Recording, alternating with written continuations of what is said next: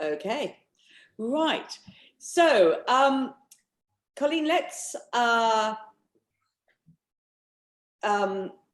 look at, if we go back to, we've just said 30 years. How did you get started in the fashion retail business? What drew you to it? Firstly, when you say 30 years, Beverley, it makes me feel very old, okay? But I'm going to own it because it is what it is. And I have been in the industry for so long, which also talks to how much I love the industry. But I might just step back to step forward and give you a little bit of my background. So it was the end of year 11, my school year, and the bell rang and I was super excited. And at the end of school years or school terms or uni terms, we're excited because it's fun and sun and boys and no homework. And for me, I was excited for a different reason. I was excited because I'd got a summer job at the local Just Jeans store. And as much as I'd worked in the family business, for me, this was a real job. And I absolutely loved it from the minute I started. From the second I walked through that door, I loved serving customers. I loved learning about product. I loved learning how to merchandise. I loved learning how to use the computer. And I worked all summer. I took every single shift that there was. And in fact, I probably didn't see much of the light of day. And at the end of that summer break, the area manager came down from Melbourne and offered me a full-time job. And she said, Cole, you've got potential. And what 16-year-old young woman wouldn't be happy with those words, right? So I ran home because we only lived a few blocks away. And I then had the job of telling my parents that I wasn't going back to finish my year 12 final year of school. Instead, I was going to leave school, but I was taking a full-time job as a retail sales assistant in the fashion industry, but I had potential. And I remember that moment like yesterday. And in that moment, I could see the disappointment in my parents' faces. And true to form, they're incredible human beings, and they still are today. And they said to me, Cole, love what you do, be passionate, work hard, and never give up. And they're the words that I've tried to apply to everything in my life. And so here I was, 16, turning 17, which is a little bit freaky now when I think about it. No high school qualification, and I entered this world of retail. And as I said, I loved it. I was a quiet teenager, so I knew that if I wanted to move along the continuum and climb up the corporate ladder, that I had to get noticed through my results. So I did exactly what my parents said. I worked hard. And at the age of 18, I was promoted to the youngest store manager in the company. At the age of 20, I was promoted to the youngest area manager in the company, overseeing 16 stores. And by the age of 24, I was appointed to the state manager of Victoria, running or overseeing 54 stores with 3 direct reports. And that's where I stayed for the next 4 years of my working life or fashion career, I suppose, until I got the call in 1999 from Sportsgirl asking me to join them. And of course, what did I say? Of course, I was going to say yes to Sportsgirl, right? This great, fabulous, iconic fashion brand. But little did I know that that was then going to be the next 20 years of my career. And so it was 20 years and 13 of those as CEO, 6 years at Suzanne and 7 at Sportsgirl, until it was time to write my next chapter, which I decided to do in 2020. So it's been an incredible, fabulous fashion journey, and one that I'm super proud of, and a story I really enjoy sharing. That's I mean, I find it incredible that to achieve what you did at such a young age. That's fantastic. So over the years, you will have worked with some amazing talent, and maybe some that were not so amazing. So if you can think back, what skills do you think makes a great fashion buyer, and what kind of mistakes do you think you've seen people make, particularly early on in their careers? It's a really, really great question. And I suppose, all roles, there are so many different facets and so many different skills that we need for different roles. But I think probably some of the main ones for a fashion buyer, I would say, first and foremost, I really believe that success starts with being passionate. And so I think to be in the fashion industry, you absolutely have to have a passion for fashion. You have to live it, you have to breathe it, you have to love it. So that's the first thing I'd say. I think you really have to understand your customer. Because at the end of the day, that's who you're designing for, that's who you're ranging for, is the customer. And where I've seen it go wrong is where people design for their own personal style or their own personal taste. And sometimes that can work because you're in a business or brand that actually talks to your personal style, but sometimes it can be really quite disastrous. So I think really understand your customer if you're in a fashion brand. I think the other thing I would say is confidence is a really big one. You need to back yourself as a fashion buyer. Confidence is key. And when I talk about confidence, that's really confidence when you're making decisions, when you're negotiating, confidence when you're selling your ideas or presenting a range to someone, confidence in your own team, in the team around you. You also need confidence in your numbers because that's a big part of being a great buyer. And really confidence in your planning team and suppliers. Because as I said, all roads lead to confidence. I think the other couple of things I'd say is that you need to be commercial as a buyer, but you also need to take calculated risks. Okay, really important as a buyer that you take risks. They need to be calculated.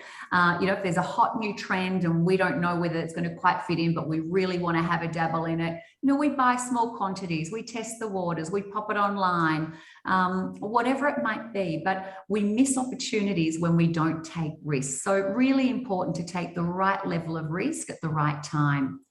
And the other thing I would say is that we need to be able to work under pressure as fashion buyers, okay? We're working on very tight timeframes often. There's often lots of changes. We want repeat dates. We want everything. As fashion buyers, we want everything yesterday. As CEOs, we want everything yesterday, right? So we have to be really able to work under that pressure. And often we have a lot in the pipeline. So really, really important to do that. And I think the last thing I would say, but one that's really, really important is in any role, but particularly in this role, is that teamwork is going to be critical to your success. Because as a fashion buyer, you are not a one-man show, right? You're often working and liaising with other buyers, to make sure that ranges look cohesive. There's no point if you're a pant buyer, you're buying one style and the top buyer's buying something else and they don't go together, right? That's going to be pretty problematic for your business. So really important that teamwork across departments is key, and also in your own department, and particularly with the planning department. It's one thing I've always been very passionate about, and I would talk about it in my business as hand in glove. So the buying and planning team have to be working hand in glove. That's where you see real success. Or even with the quality assurance or quality control. So really think about, in your area, and also then beyond your area as a fashion buyer, because I think it's one of the roles in any organization, fashion organization, where you pretty much have a touch point to every department, whether it's retail, whether it's marketing, whether it's e-commerce, whether it's finance, always asking for more money to buy more product for bestsellers. It doesn't matter what it is. You have this touch point to so many different areas. So I think the really big part here is communication and teamwork is going to be paramount to your success. Yeah. Look, I think that's, it's really interesting when you say about the touch points to everything. Some years ago, Colleen, I had to do a presentation when I was a buyer at Next and to Prince Edward. And so I did a little diagram that sort of had the buyer in the middle and then the planning and the quality assurance and production and the design and the marketing and And I said, it's just a bit like sort of spokes in a wheel, and that we're sort of like holding all these spokes together, and it's quite a pivotal role, really, isn't it? Very much so. It's a great way of describing it when you visualize it like that. Yeah. So you just touched on sort of planning, and obviously, I've been here 18, 19 years. When I came here, planning was really much more in its infancy than it is now. So how do you see the role of the planner, adding value with the buying team?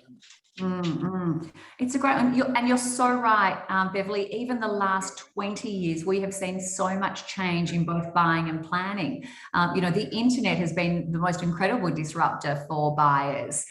Direct sourcing, has become huge. We never really did a lot of direct sourcing. It was always through agency models and e-commerce and, introduction of designers rather than pure buyers. So it's really, really changed. And I think the merchandise planner role that you talk about is just as critical as the buying role. And as I said, these two departments really need to be hand in glove all the time. And that's really the best way that partnership works. There's a lot of companies that I've seen that have, their buying department over here in this silo and their planning department over here in this silo, and they come together for their meetings once a week. And I really disagree with that kind of structure. I really think, and in my businesses, have always had buying and planning sitting together right next to each other in the closest proximity possible, because it's not just the meetings we have every week, whether we're signing off open to buy or signing off ranges or signing off range plans. It's the banter and the conversation that happens all the time throughout the day that I think is just as important as those formal meetings. So, if a product arrives, you open the bag and, if it's over here with the buyers and they say, oh, we've got our meeting on Tuesday, we'll talk to the planners, but we love it and it's hot. I'd be saying, let's get some more of that. Let's put another order on. So it's that conversation that generates real camaraderie and real entrepreneurship in your business. So really important. And I think, Beverley, you would have seen this as well from a planning point of view. Planning's gone to a whole new level because we have so much data and so much analytics available to us today that we didn't have when I first started out in retail. And it is so important, again, that we use this sort of data in the right way. I'm not a fan of analysis paralysis. I think that we need to make sure that the data is used, effectively and to give us the best outcome. But it is really, really important and can have a really big impact on your profit. It can have a huge impact on your buys. It can have a real impact on your markdowns. So really, again, important that we have a great team of planners and analysts, but they need to collectively work together with the buying team.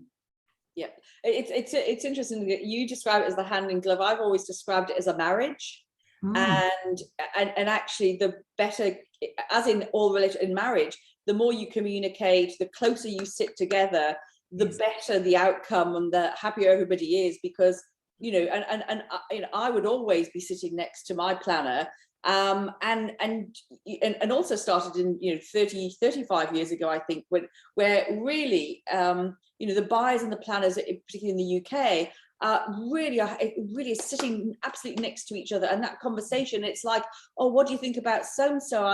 How much do you think we should buy of this? And it's like, well, I think, and you have that, and sometimes some disagreement.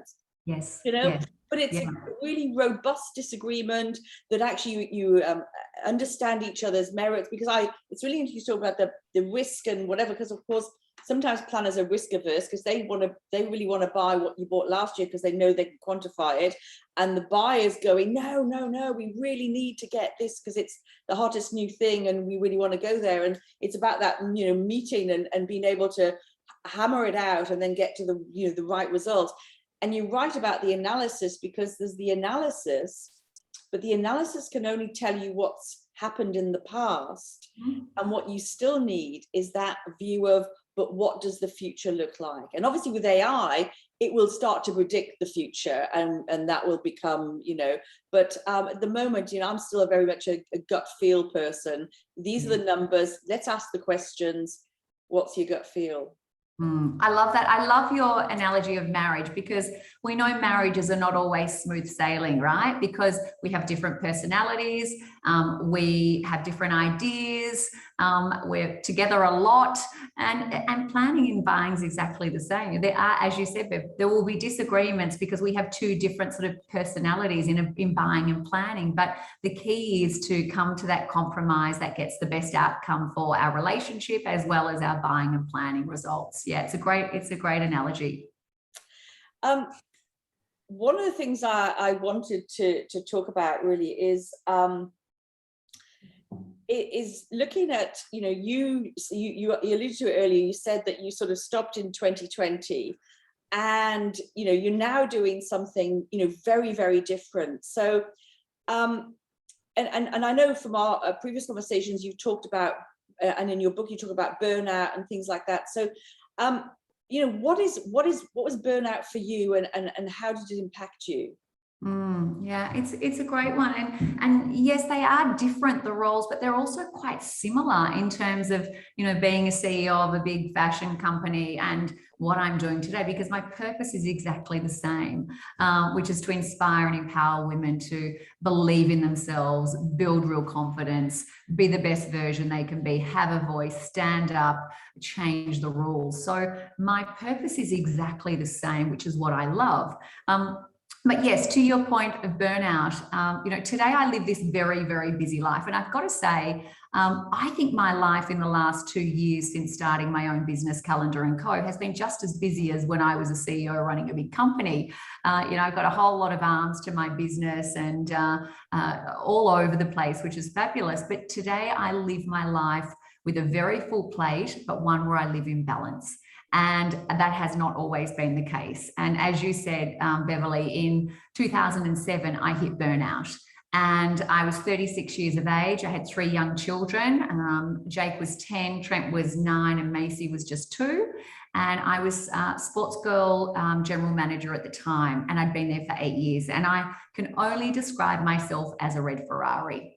And I describe myself like this in my book, but a red Ferrari that just kept going and going and going faster and faster and faster, wanted to win every race, didn't have an off button until I couldn't do it anymore.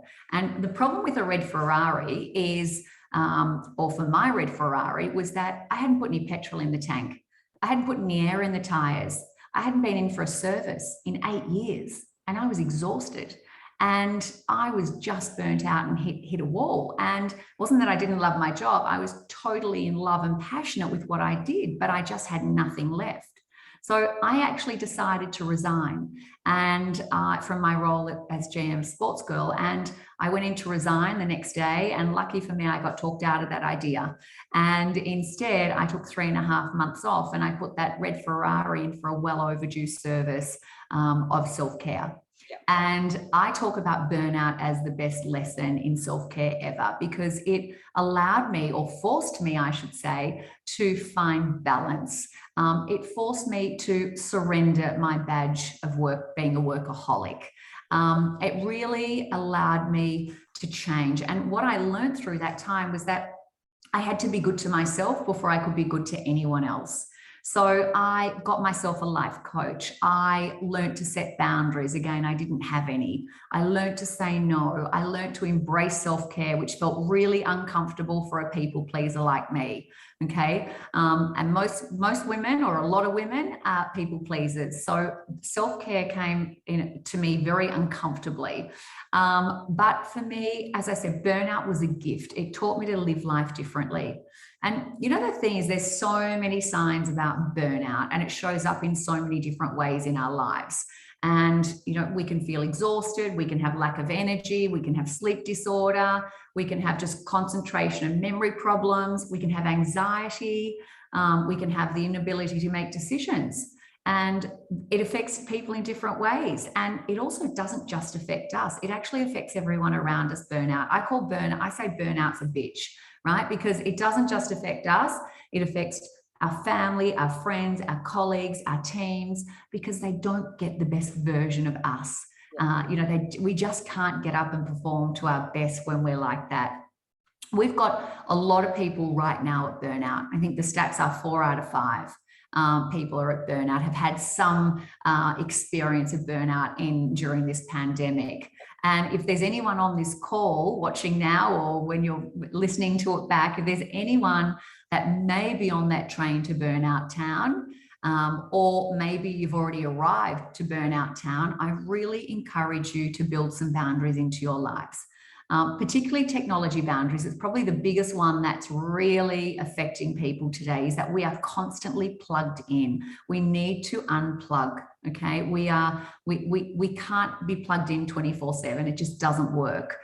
We really need to prioritize what's important. I would encourage you to build in some of that self-care and really think about yourself as the asset.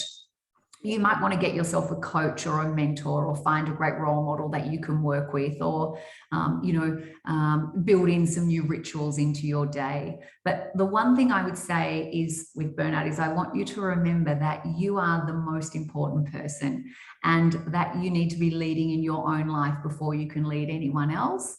And that means that you have to keep your tank full. Okay, it's really important to do.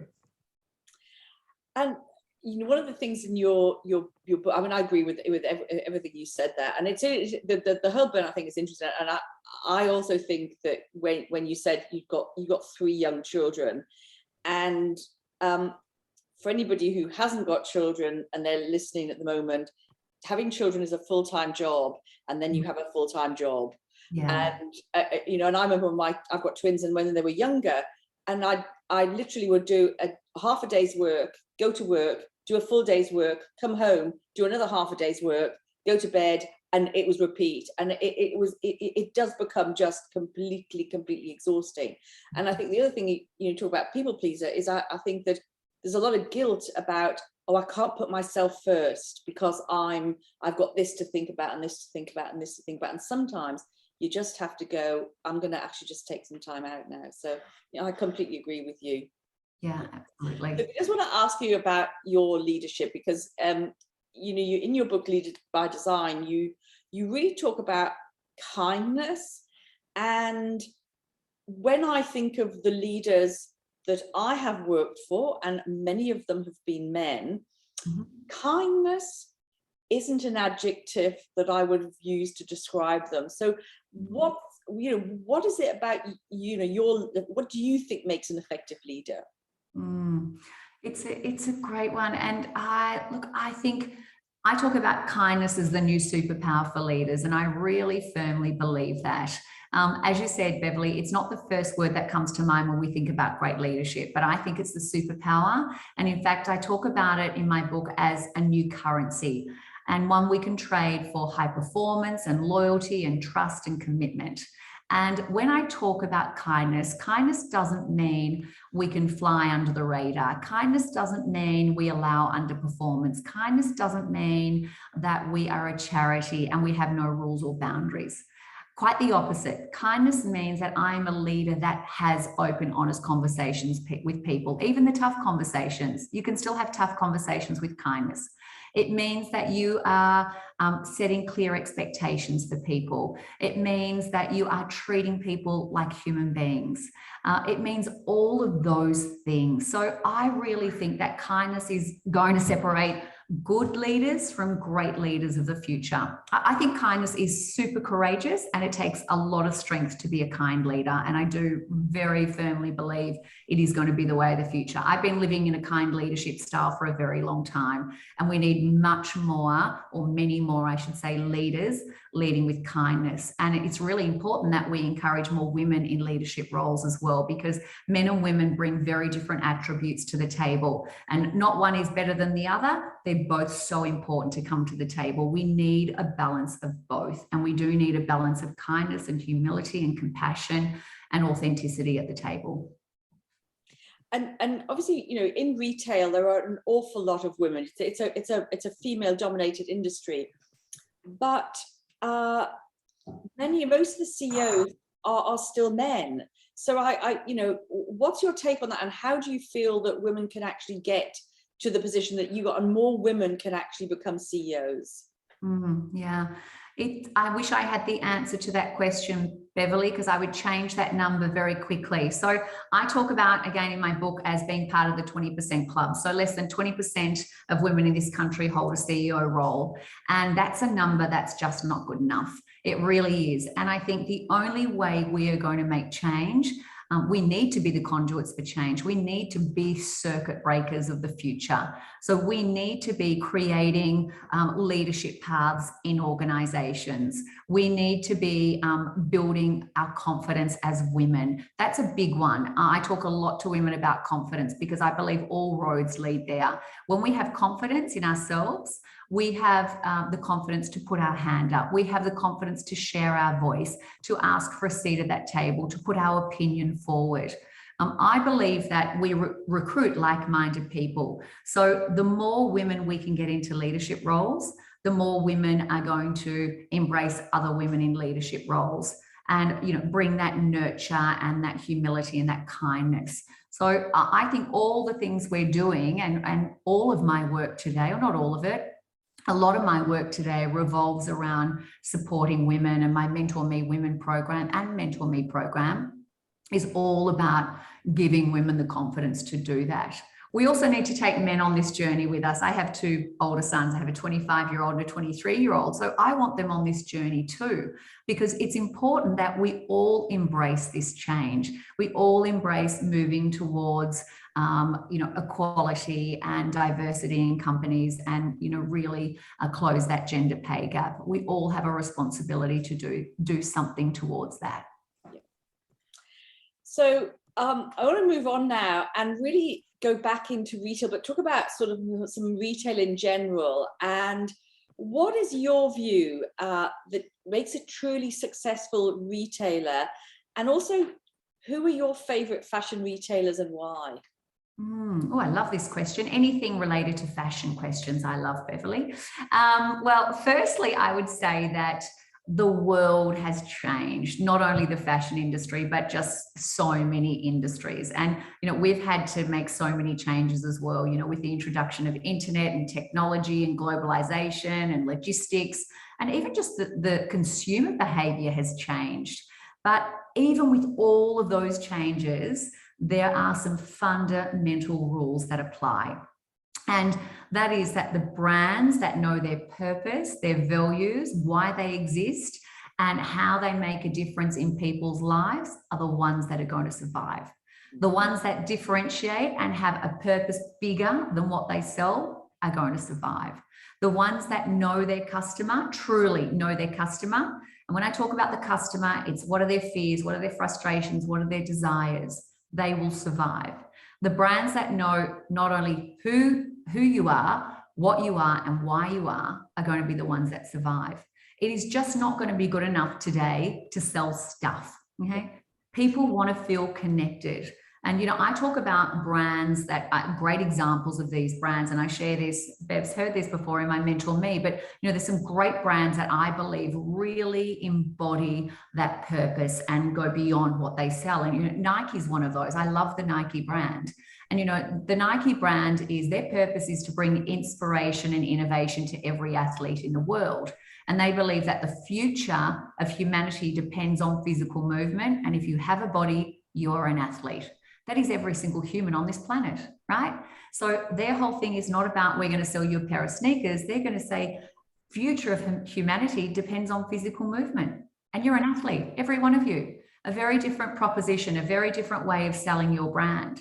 The other one that I absolutely adore is Dove. Dove talks about that they believe in a world where they believe a world where beauty is a source of confidence, not anxiety. Their purpose is to make women feel beautiful every day. Dove don't say to you, I'm going to sell you some cream and get rid of those ugly wrinkles around your eyes, Cole. Dove says, I want you to feel beautiful about yourself, inside and out. I want you to have no anxiety. I want you to accept yourself for who you are. I want you to find all of the positive things about you rather than just focusing on all of your flaws. That's how they connect with the customer. And you just happen to buy a lot of product from them, right?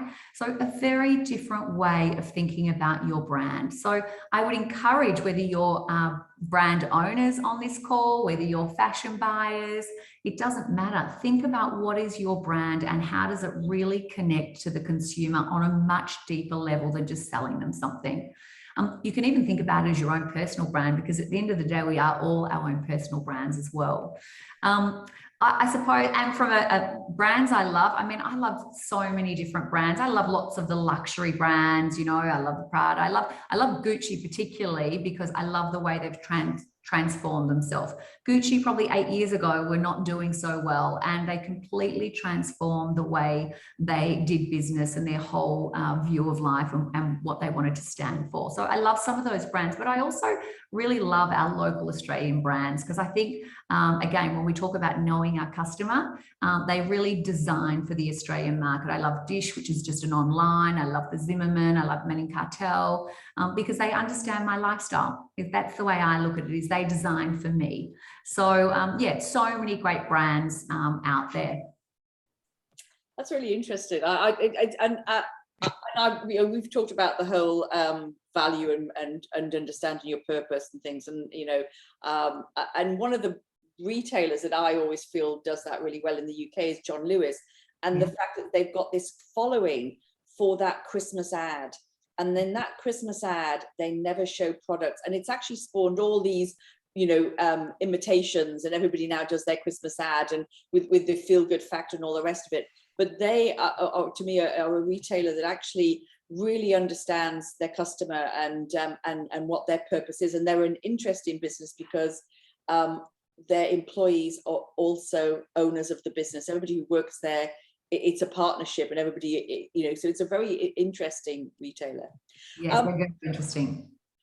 Anyway, so let's move on, and I only want to get your thoughts on what you see as the future for fashion retail, and also just if you could also then finish on some advice for anybody wanting to enter the industry. And we've got a question from an Amy, and she's a little bit worried that she's a little bit older, and can she go into the fashion retail space because is age an issue? So maybe we can just talk about the future of fashion retail and what you think, how do you get into the industry and Yeah, sure. And I'll come back and answer Amy's question because that's a good one. Look, again, I would say that the brands that stay true to who they are and their values and purpose is going to be key. But you also need to have a really clear vision, okay? Because if you want people to get on your bus, they need to know where they're going. So fashion retail, fashion brands need to have a really clear vision of where they are going today. And that clear vision really helps everyone in the organization focus their attention on what's really important. And that vision also needs to be communicated from the top to the bottom and the bottom to the top, and to the warehouse and to the customer and to the everyone. Visionary leaders are people that see the bigger picture. They see beyond what's possible today and really look forward to see what is possible tomorrow and in the future. They're going to be the brands that are really going to be successful. I think the brands that have great leadership will be the other one. I talk about this whole pandemic, and I think what it has done is shone a light on great leadership and really poor leadership in all areas of our lives. And I think there's been this very big divide. The cream has risen to the top. And so I talk about leadership a lot. It's one of the things I'm very passionate about. And I really think that, brands that have great leadership are going to be the ones that survive. People are any organization's biggest asset. Okay? Yeah. And that's where a lot of leaders go wrong and a lot of organizations go wrong. People design fashion. People create marketing campaigns. People put financial plans together. People create cultures where other people want to be a part of. And people are where innovation starts. So no matter what you sell, no matter where you are or what industry you're in, but particularly in fashion, it all has to start with great people. And I also say, get those great people and embrace their talent. Really embrace their talent and create a place where people not only survive, but they thrive and shine. I've seen so many times, and Beverley, I'm sure you've seen it over your time, people hire great people and then they tell them to sit in their seat and just do their job description. It's all we want from you, just do what I'm paying you to do, your job description. I've never been a leader like that. I've always been a leader to say, the minute you walk through our doors, I don't ever want you to lose your new eyes, because new eyes bring new thinking. So it's really important we allow people to be experts in their field and thrive and shine. So I think that will be a really big part of leaders' success and fashion retail success. I think to Amy's question, am I ever too old? I'm going to tell you, you are never too old for anything. You are never too old to write a new chapter. We can write a new chapter anytime we like. There was this, I had this whole realization when I was writing my book that I was writing the next chapter of my life. And I say to people, you don't have to wait for a big moment. You don't have to wait until New Year's Eve. You don't have to wait until you get married. You don't have to wait until you move cities. You have the opportunity to write your chapter right now. And you are never too old. It's about changing our story. I had a lady who I work with, her business, a very big organization. And she said, am I too old to go and do this? And I said to her, and it doesn't matter what it was, but am I too old to go and do this? And I said to her, you know what you are taking to that? You are taking experience and wisdom and knowledge and failures and successes and sharing all of that with the people around you. So I see those sort of changes. I never see anyone too old to do anything, because we all have a story to tell and we can all bring different things to the table, no matter what table we decide to sit at. And I think the other thing as well is that not all customers are 18 to 24. Mm-hmm. So, if you are, you're buying for your customer, you may understand your customer, you may understand your customer's pain points, because if I look at myself, I have had children, my waist isn't the size it used to be. So, you're understanding that these are the things that you want to think about. If you're a young mum, you don't really want to be buying that much stuff that needs to be dry cleaned, because there's usually sick all the way down your back. All of those sort of things give you, I think, the understanding of your customer, and because we're not all, 18 anymore. Absolutely. Yeah, couldn't agree more. So I think just to round up, we've got a couple more minutes to just to round this up. And I want to ask you, which is, what would you tell your 21-year-old self? Go back. That's a big question, isn't it? Really, what would I tell my 21-year-old self? I would say, believe in yourself would probably be my message. I really think a lot of the success for people today comes with believing in you. And I once had someone say to me, Cole, I believe in you, when I didn't believe in myself. And to hear those words, one from someone else, and then to instill that in myself, it allowed me to do things that I never thought I could do. It gave me the confidence to do things that I never thought I could do. So believing in yourself is a really big part of it. So never doubt yourself. Take risks, have a go, have the willingness to try. Even if you fall over, it doesn't matter. You can get back up, dust yourself off and have another go, but really believe in yourself, because when you start to believe in yourself, that's really when the magic starts to happen. Yeah. It's interesting. We've talked a little bit about that and about the self-belief. And I think if I were to answer that same question, mine would probably be around never giving up. Yes. That determination, because actually you can fail. And it's not the end of the world if you fail, because you can actually try again, learn from it. What have I learned from that? I can, and that I think helps you build your self-belief. I've learned this and this and this. I won't do that again. I'm going to tackle it this way, but actually never give up and make sure you've got that resilience. I love that, Beverley. And as I said, that's some of the words my father said to me. I think the other thing, other than believe in yourself, is put in the work. Okay. Put in the work. If we don't put in the work, then we can't expect a different outcome. Okay. Insanity is doing the same thing over and over and over again and expecting a different outcome. Okay. So we have to put in the work, whether it be we're putting in the work on our fitness, whether it's we're putting in the work on our relationships, whether we're putting in the work on our career. When we put in the work, we will see the outcome. But if we don't want to put in the work, then don't expect any outcome. I was just talking to my daughter before, she's year 12, doing a SAC this morning, and she rang, and you've all been there, I'm sure. And she said, oh, I'm so nervous. And I said, have you put in the work? And she said, Mum, I've worked so hard. And she has. I said, she said, I've worked so hard. I said, that's all you can ask. You've put in the work. And so your result will be reflective of the work that you've put in. So I would encourage you, put in the work, because you will see the results. Okay, so that's I think the end of the last of my questions, and that's fantastic. I've enjoyed listening to you.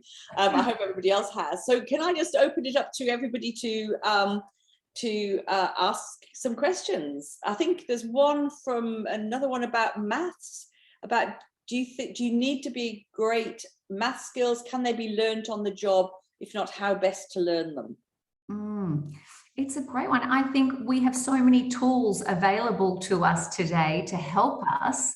You know, that we've got things at our fingertips. So, I mean, you have to understand numbers. Yeah, you have to have I believe, a basic understanding of those numbers.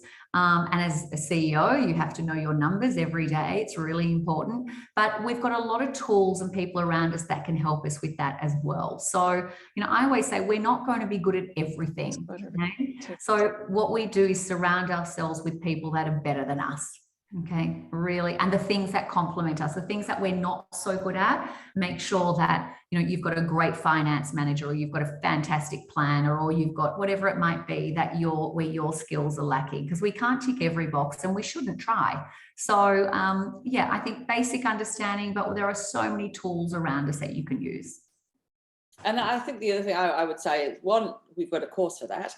And but I would say that if you're frightened of, so I think sometimes it's, I don't think I'm very good at it, therefore I'm frightened, then practice, you know, get yourself comfortable, practice and practice and practice, spend some time. The more you practice, the more comfortable you come, and it will just become second nature.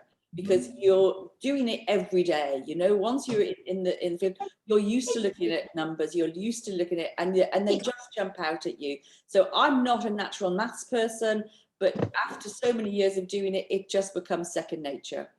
Yeah, absolutely. It's great advice. It's like the muscle we talk about. The more you use it, the stronger it gets. They're skills. They're not traits we're talking about. Any skill can be learned. Yeah. You've got to put in the effort. You've got to be consistent. And you can learn new skills all the time. What have you been doing all day, hey? What have you been doing? Hello, Mimi. Oh, hi. I'm so sorry. Am I on speaker? That's okay. Now you have to ask me a question.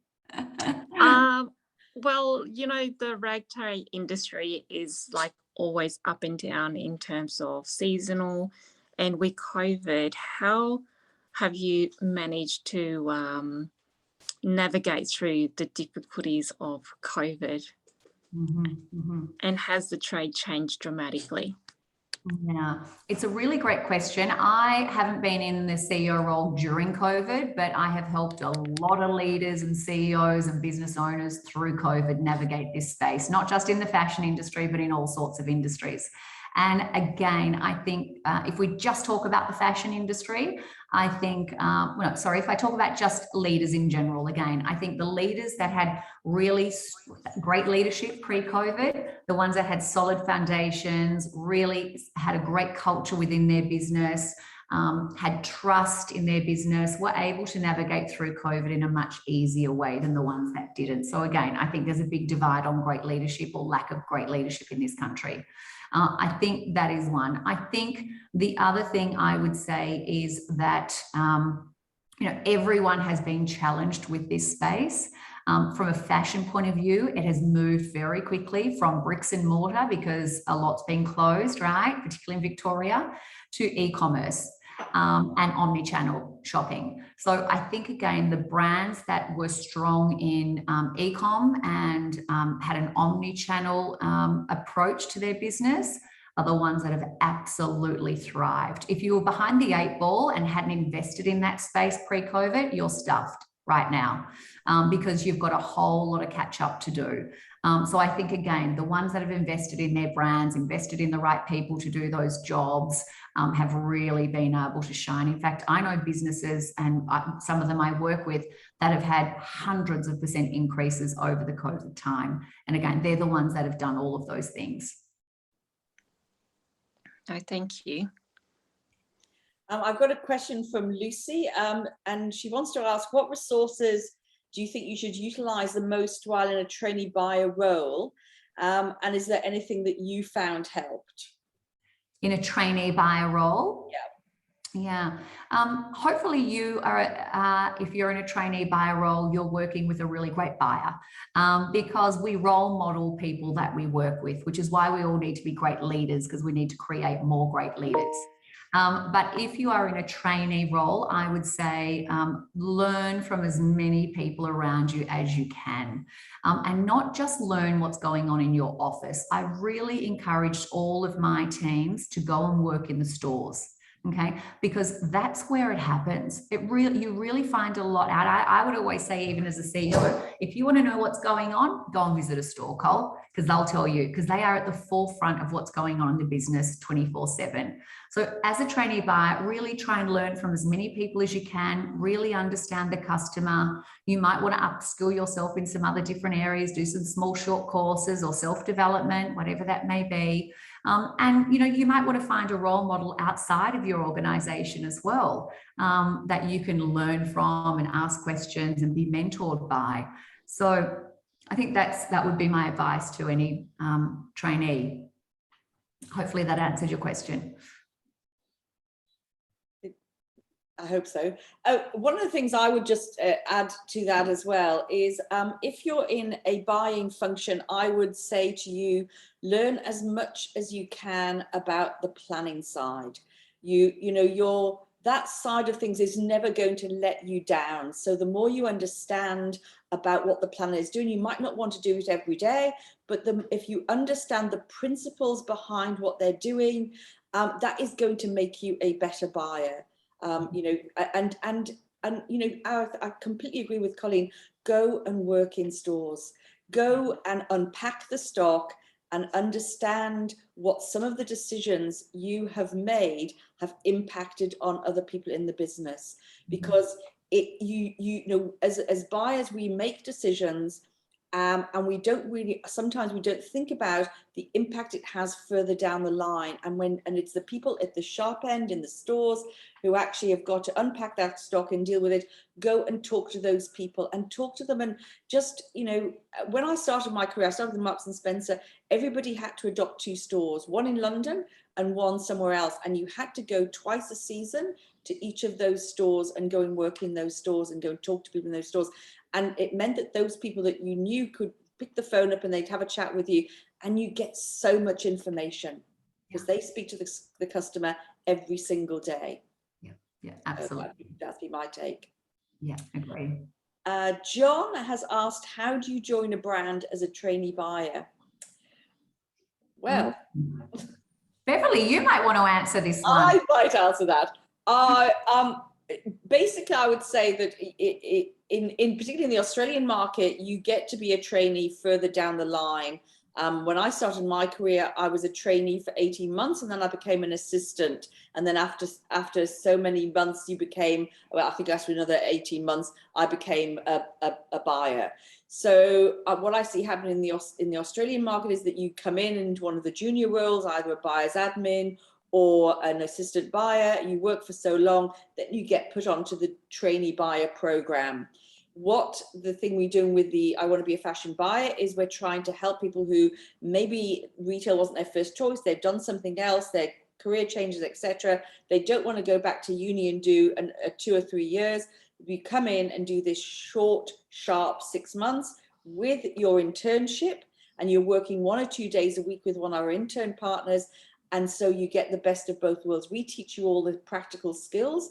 We're not academia. I've worked in the academic space. I've worked at RMIT. I know the academic space. This is not about academia. This is about the day-to-day skills and tasks that you need to perform and how it all links together.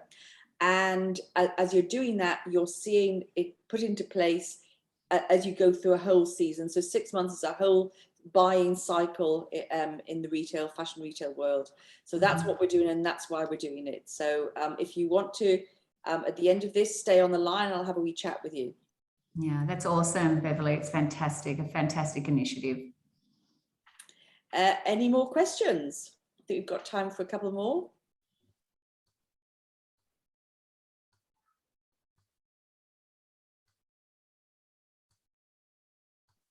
John's going, but he's going to email me. That's fine, John. Thank you very much. Anybody else got any last questions for Colleen? Anything you like. Let me just type this in.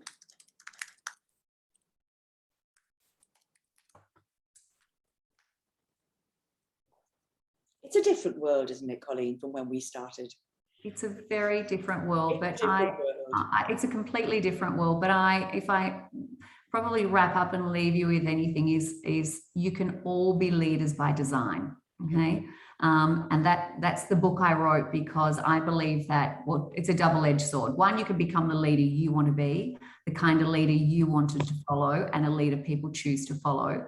And the other side of it is I've been in the fashion industry for 30 years, but you can become a leader by design in whatever aspect of the fashion world you want to be in. We need to get up every day with purpose, intention, ready to put in the work, and success will find you. When you're passionate, when you put in the work, when you're putting yourself out there, you will be successful in this industry. I really believe that.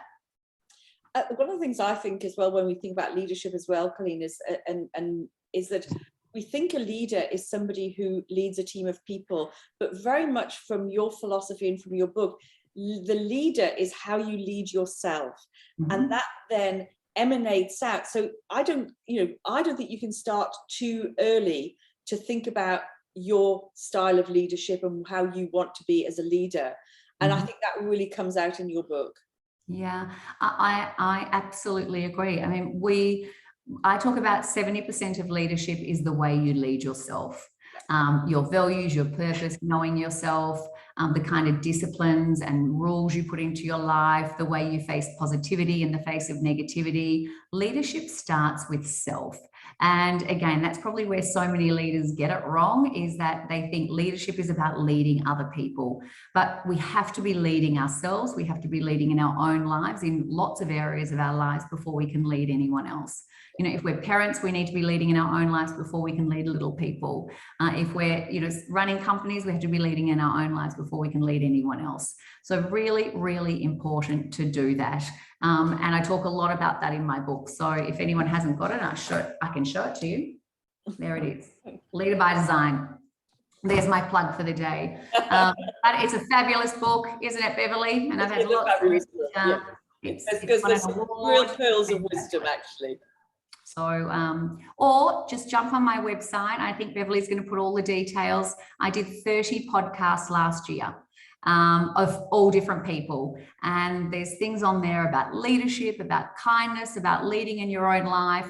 So if you're going for a walk in the morning or driving to work, just pull up a podcast and have a little listen. Hopefully it'll give you some little sparks and some insights that'll help you through your day.